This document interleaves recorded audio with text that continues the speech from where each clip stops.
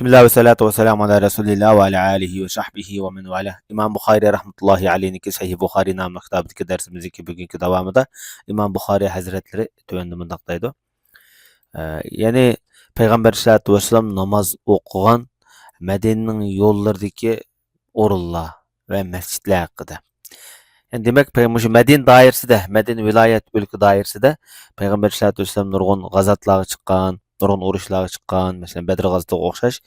Şu bağçılık bir neçe orunlarda namaz vakti bolup kılıç sebebiyle şu orunda Resulullah kunalgı asasında mesela şu namaz okugan sahabalar bilen birge. Şu orun keyinki devirlerde sahabalarınki köngül bilişi, tabi'larınki köngül bilişi keyinki Ömer ibn Abdülaziz'e okşaş jirakni körer, valilarınki jirakni köreş hikmeti danalığı tüpeydin. Bu orunlar belge kılınıp, mescid silinip alahide şu Müslümanlarınki paydalanış üçün terik tarix süptüde hazır kadar izler saklanıp kalgan. Şoňlaşqa İmam Bukhari Hazretleri Peygamber sallallahu aleyhi ve sellem namaz okugan Medine yollardaki jaylar ve mescitlerde bab koýuwatdy. Bu bir neçe hadis hatırlanganken bugün bu vaqtda fakat birla hadislerni köpayilimiz. Bu 383. numaralı hadis bulup bu hadiste İmam Bukhari Hazretleri bizge Muhammed ibn Abi Bekr el-Muqaddami hadis sözlep bergen idi deydi. Bu zat İmam Bukhari'ninki ustazı Ebu Abdullah Muqaddemi el-Thaqafi namı bilen meşhur. 234. yılları Basra'da ölüp ketken, Irak'taki Basra şehrinde. Özüne ait işencilik hadis uleması dep tariflengen. İmam Zahabi'ninki, İbn Hacer Asqalani'ninki nezirde. Ve ondan başka nurgun ulemalar bu kişinin ayeti rastgel, işencilik degendek bahalarını bergen. Bu kişi hem de köplegen ulemalardan hadis bayan kılıp ötken. Yahya ibn Sa'id, Fuzayl ibn Sulayman qatarlıq meşhurlardan. Bu kişininki hem de şagirdleri İmam Bukhari Hazretleri, İmam Müslim Hazretleri muşula İmam bu kişininki nimesi oladı, şagird oladı. Hem de hadis ilmi koşkan tuhfus qatarida İmam Bukhari Hazretleri bu kişininki 28 tane hadisini bayan kılıp çıkan, bayan kılgan.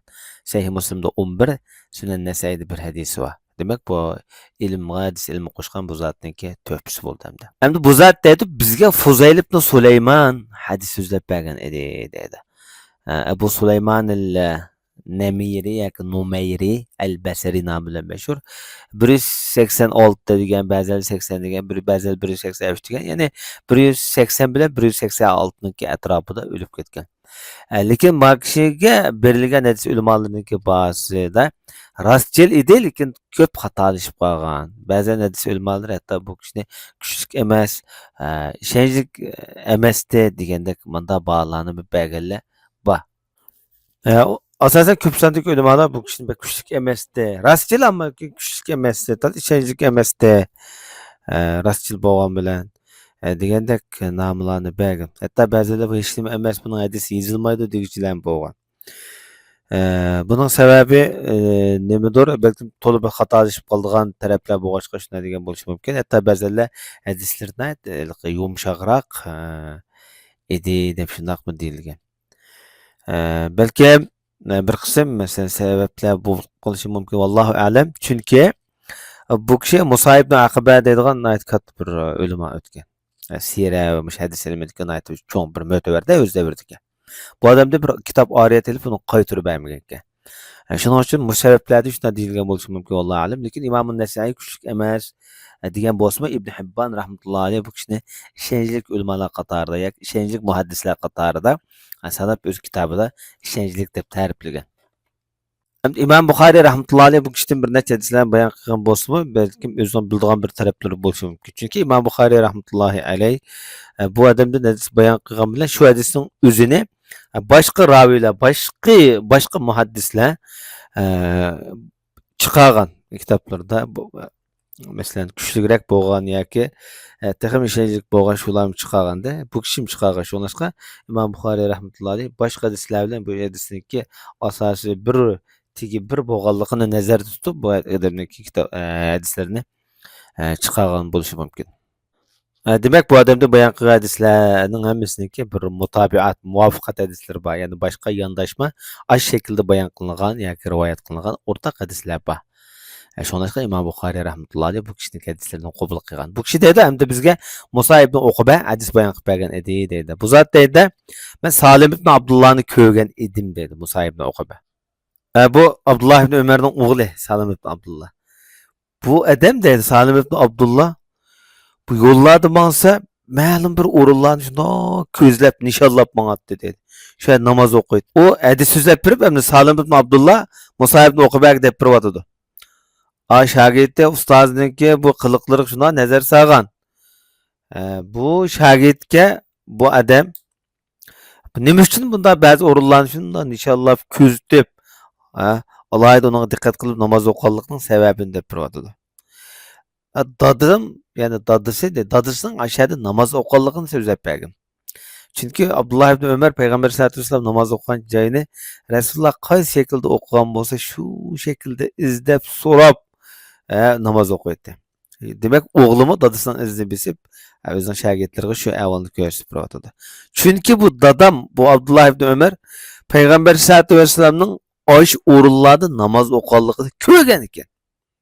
Bana Nafi Abdullah ibn Ömer'den dep bergen dedi. Salim ibn Abdullah. Hakikaten bu Abdullah ibn Ömer aş orunlarda namaz okuyanken ben Salim'den sordum dedi Musa ibn Uqba. Bu Musa ibn Uqba dedi. Bilmeymen bu işkeylerinin dedi Salim'nin Nafi kılın okşaş boğallıkını bilmeymen hem orunlarda. Yani demek boğunu bu Resulullah namaz okuyan mescitlerin hemmesi bu işkeyden birdek alette Resulullah hemşe okuyan. Nafi'ymiş o, Salim'miş o. Okşaş bir yakkilik deydi ortak. Lekin bu işkeylen muş revha töpülegideki mescitte ixtilap qilishib qolgan deb shundoq degan. Endi bu yerda bu revhadagi bu ishkaylarniki bu yerda ixtilop qilishning sababi aşağıda ikki masjid bo'lgan ekanda, birisi yo'g'on, birisi kichik. İki mescidin orası bir taş etim miktarı. Yani taş etim miktarı mesela yani bir 200 metre etrafıdaki kiletkende. Şoňlaşga bu iki çoğun muhaddis Resulullah miyada okugan dese birisi miyada okugan dep ixtilap qilishgan. Ameliyatda ikili orun Peygamber sallallahu aleyhi ve sellem'ninki namazı okugan şu qonalyk qilgan orunlarınki biri. Şoňlaşga Abdullah ibn Ömer radıyallahu anhu namazni Resulullah bekrek okup adetlengen mescitte okatken. Şu iki mescidinki biriside. Şoňlaşga bu iki şagirdin arasında azırak ixtilap çıkıp kalgan bolsa mümkin. Amma endi bu revhane toğry kıldı diýen wagtda bu asasy bu orun Peygamber sallallahu aleyhi ve sellem Bedir gazytyga maňgyjylyk Revha diýdigan bir jilgy bar. Medineden 70-80 kilometr uzunlukda. Şu Revha jilgysynynki en ahyrky tarapy toğry kıldı. Bu ýerde Muş Revha jilgysynynki en ahyrky kelgende bir töpülük bar, kiçik bir döňlük töpülükde. Şu töpülükde Mekke'ye qarga wagtda oň kol tarapda bu azryşyky şu Revha mescidi bar. Bu orundaki tarihi kıymeti näýet zor. Birinciden Peygamber aleyhissalatu vesselam bu orunda namaz okugan, Bedir gazytyga bagçylyk şu ýa kongan, hatda Peygamber sallallahu aleyhi ve sellem Mekke'ye bagçylyk mı? Çünkü bu kadimki konu Mekke ýoly muş orunlarda konalyk kılgan. Konugan. Abdullah ibn Ömer bu şerqatda muş Mekke'ye baga wagtda Resulullah keşti näde konugan bolsa şu ýerde ataýyn konap, Resulullah ätis edgende bomdatmış ýerde okugandy dep ataýyn şu ýerde keşti bir konuýup dep andan ätisi bomdatnaş Resulullah okugan mescidinin özünde okuyup dep andan özünki seperini davam etken. Çünkü Cenab-ı Resulullah Peygamber sallallahu aleyhi ve sellem bu cennet jilgylaridan bir jilga dep tarifleşilen birge bu jilgyda 70 peygamber namaz okugan dep tariflegen. Onundan başka Musa aleyhissalatu vesselam'niki 70 bin Bani İsrail kavmini başlap muş jilgyda äj kılgan ýa-ki ömür kılgan halatda ötkenligi bu hatırlangan. Hatta Peygamber sallallahu aleyhi ve sellem İsa aleyhissalatu vesselam'niki muşu Revha jilgysda äj kılıp ýa-ki ömür kılıp ötüdganlygydan Resulullah hoş bişaret bergen. Demek bu muşundaq bir terik tarih süptüde hazır kadar saklanyp kalatgan orunlarnyň biri hazır bu joy. Keyinki mezgillerde bu Peygamber sallallahu aleyhi ve sellem'niki aile tawabatydan Husayn ibn Ali'ninki ballarynynki juty bolgan. Şu cemaatlikler bu joyda ýaşap muş joyny awat kılıp, nurgun bazarlarını kurup, bu yani güllendirip, qilgan. Keyingi mezgillarda bu ham inshaallohlashib ketgan. Bugungi darsimiz mushayish bo'lgan va sallallohu alayhi nabiyina Muhammad va ala alihi va sahbihi ajmain.